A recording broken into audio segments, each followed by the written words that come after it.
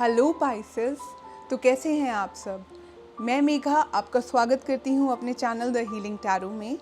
आज हम जो रीडिंग करने वाले हैं वो एक वीकली रीडिंग है फॉर द अपकमिंग वीक। इस रीडिंग में हम देखेंगे कि आने वाला हफ्ता आप लोगों के लिए कैसा रहेगा, money wise, career wise, health wise, और जो हफ्ते की ओवरऑल एनर्जी है वो कैसी रहने वाली है। सो ये एक टैरो रीडिंग है, तो इसे आप अपने सन साइन, मून साइन या राइजिंग वीनस किसी के हिसाब से भी देख सकते हैं। सो चलिए बिना किसी देरी के हम शुरू करते हैं और देखते हैं यूनिवर्स ने क्या मैसेजेस भेजे हैं आप लोगों के लिए। सो इस हफ्ते जो आपकी ओवरऑल एनर्जी आ रही है वो आ रही है लवर्स कार्ड की। सो जो लवर्स कार्ड है वो शो करता है वेरी वेरी स्ट्रॉन्ग रिलेशनशिप्स। साथ ही साथ वो हमें दिखाता है द डिफ़िकल्ट चॉइसेस जो हमें लाइफ में कभी कभी लेनी पड़ती है। तो अगर मैं आपकी इस हफ्ते की बात करूं तो इस हफ्ते आपका जो मेजर फोकस है या जो मेजर कंसर्न एरिया है वो आपके रिलेशनशिप्स रहने वाले हैं। आई थिंक पहले आप किसी बहुत आपका जो रिलेशनशिप था वो काफ़ी परफेक्ट था, ठीक है, इमोशनल फुलफिलमेंट थी, आप दोनों के बीच में काफ़ी डीप कनेक्शन था। But I think just like any other relationship, इस टाइम आपका जो रिश्ता है वो मुझे कहीं ना कहीं सफ़र करता हुआ दिख रहा है। ऐसा लग रहा है कि आप दोनों के बीच में कुछ चैलेंजेस आ गए हैं। आपका जो रिश्ता है वो कुछ हार्डशिप्स से गुजर रहा है and there is some insecurity and impulsiveness, ठीक है। शायद एक्सपेक्टेशंस मैच नहीं हो रही हैं आप दोनों की आपस में। So the relationship is the major concern this week for you guys. और वहीं आप मुझे इस रिश्ते से लेकर कुछ इंपॉर्टेंट डिसीजंस लेते हुए इस हफ्ते दिखाई दे रहे हैं। But the advice for you is आप जो भी डिसीजन लें बहुत सोच समझ कर लें। Don't take any haste decision जिसको लेने के बाद आपको पछताना पड़े। सो ये थी हमारी ओवरऑल एनर्जी। अब देखते हैं इस हफ्ते आपकी मनी लाइफ कैसी रहने वाली है।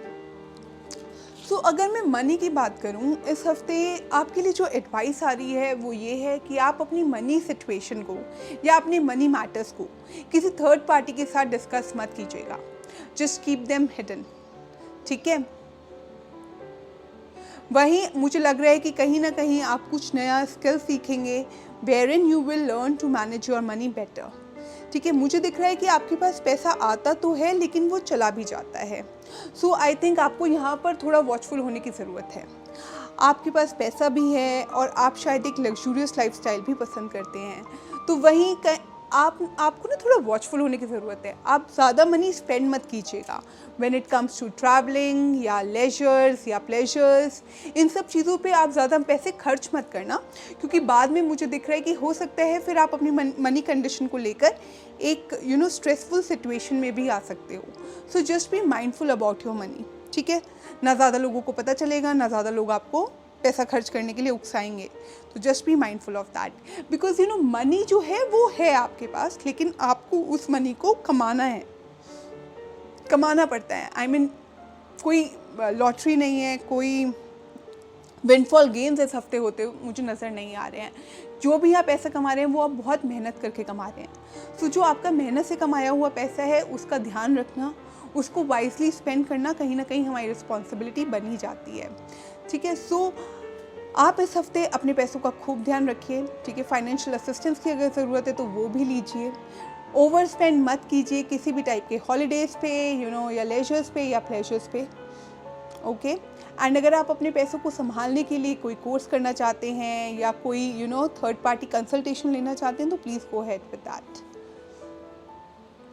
सो ये था हमारे मनी एरिया के बारे में। तो अब देखते हैं, जैसे मैंने आपको कहा, इस हफ्ते आपका जो मेजर कंसर्न रहने वाला है वो है आपका लव एंड रिलेशनशिप एरिया। सो क्या कहते हैं, पहले आपकी हेल्थ डिस्कस करें या पहले आपका लव कंसर्न एरिया? तो चलिए लव ही डिस्कस करते हैं पहले। सो जैसा मैंने पहले कहा कि your relationship is under going a lot of challenges, ठीक है। मुझे दिख रहा है कहीं ना कहीं यहाँ आप और आपके पार्टनर के बीच में प्यार तो है, आप दोनों एक दूसरे को छोड़ना भी नहीं चाहते हो, चाहे कंडीशन कितनी ही बुरी क्यों नहीं है इस टाइम पे। बट मुझे लग रहा है इसकी वजह से आप दोनों के बीच में काफ़ी डिसएग्रीमेंट्स हो रहे हैं, काफ़ी आप दोनों एक दूसरे की बात से बहुत जल्दी डिफेंड हो जाते हैं, ठीक है। So I think maybe it could be because of hectic work schedules, ठीक है, या लैक ऑफ रोमांस। कभी कभी हम अपने रिलेशनशिप्स को, अपने पार्टनर्स को टेकन फॉर ग्रांटेड लेते हैं। हमें लगता है ठीक है यार ये तो है ही, इसको कहाँ जाना है, ठीक है। हम भूल जाते हैं कि अल्टीमेटली है तो वो भी इंसान ही, ठीक है। एंड इस लाइफ में अगर जो सबसे ब्यूटीफुल चीज़ है वो मुझे लगता है वो है एक्सप्रेशन ऑफ लव। अगर आप किसी से प्यार करते हैं, फॉर एग्ज़ाम्पल अगर आप उसे ये बात बताते हैं तो ऑफकोर्स उसे सुनकर अच्छा ही लगेगा, ठीक है। तो मैं यहाँ पर एक एग्जांपल और देती हूँ। अगर कभी हमें गुस्सा आता है तो हमारे फेशियल एक्सप्रेशन से भी हमारे आसपास के लोगों को पता चल जाता है कि अब इन्हें बुरा लग गया है या अब इन्हें गुस्सा आ गया है। लेकिन तभी भी हम वो गुस्सा अपने पार्टनर पर या अपनी फैमिली पर वो गुस्सा उतारते हैं। So when it comes to love, तो हम उसे हाइड करके क्यों रखना चाहते हैं, हम क्यों एक्सप्रेस नहीं करना चाहते उस चीज़ को। सो आई थिंक आप दोनों के बीच में प्यार है, लेकिन कहीं ना कहीं आप लोगों ने एक्सप्रेशन छोड़ दिया है उसका। सो उसको आपको रीइग्नाइट करने की ज़रूरत है। आई थिंक जो पैशन जो किल हो रहा है उसको रीइग्नाइट करने की ज़रूरत है, ठीक है। कहीं कुछ लोगों के लिए ऐसा भी हो सकता है, कुछ लोग खुद या कुछ लोगों के पार्टनर हो सकता है अंदर ही अंदर किसी और को लाइक करते हैं या किसी और के बारे में सोचते रहते हैं, इसलिए भी आप दोनों के बीच में कुछ लैक ऑफ लव मुझे दिखाई दे रहा है। सो इसकी वजह से थोड़ी चैलेंजेस आप लोग फेस कर सकते हैं, तो इसीलिए जस्ट बी माइंडफुल, ठीक है। सो लव एरिया ऐसा है कि थोड़ा सा क्रिटिकल है, लेकिन अगर आप उस पर ध्यान देंगे, अगर आप उसे अच्छे, उस सिचुएशन को आप अच्छे से मैनेज करेंगे, तो मुझे लगता है कि आप इस सिचुएशन से ओवरकम कर सकते हैं। Because I can see very clearly आप दोनों लोग एक दूसरे को छोड़ना नहीं चाहते हो। देयर इज़ लव, ठीक है, for between you guys, but कहीं ना कहीं वो जो पैशन है, वो जो इंटरेस्ट है एक दूसरे के लिए, वो कहीं ख़त्म होता हुआ, कहीं किल होता हुआ मुझे दिखाई दे रहा है। सो उसको स्पाइस अप करने की ज़रूरत है। सो मे बी आप लोग कुछ प्लान कीजिए, go out on a holiday together. If holiday is not possible, then maybe dinner or maybe some quiet time together, that will help you a lot, ठीक है। सो ये था आपका लव लाइफ।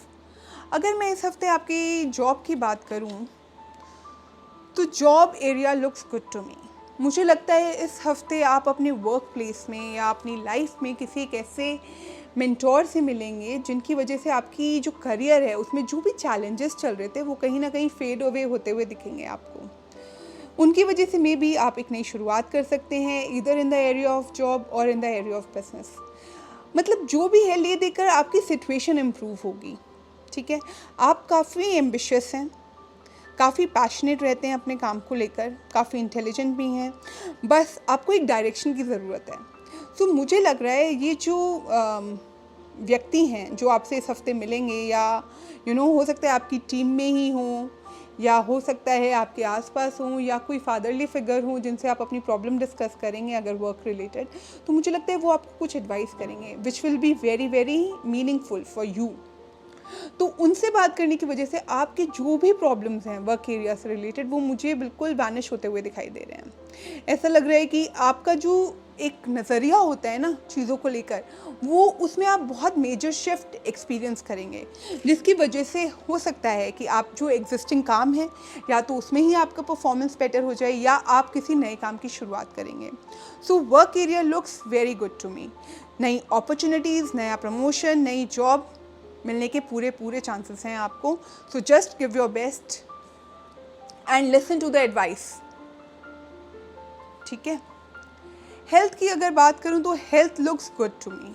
अगर पिछले दिनों आप काफ़ी टाइम से अगर लैक ऑफ एनर्जी या थोड़ा ड्रेन फील कर रहे थे, तो may be you will be out of that situation, ठीक है। अगर काफ़ी टाइम से आप बीमार चल रहे थे, डायग्नोसिस ठीक नहीं आ रहे थे आपके, तो मुझे लगता है इस हफ्ते वो प्रॉब्लम भी कहीं ना कहीं ख़त्म होती हुई आपको नज़र आएगी।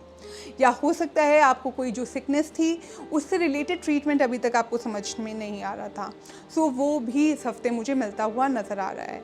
सो ओवरऑल अगर मैं देखूँ तो हेल्थ वाइज कंडीशन बहुत अच्छी लगती है मुझे।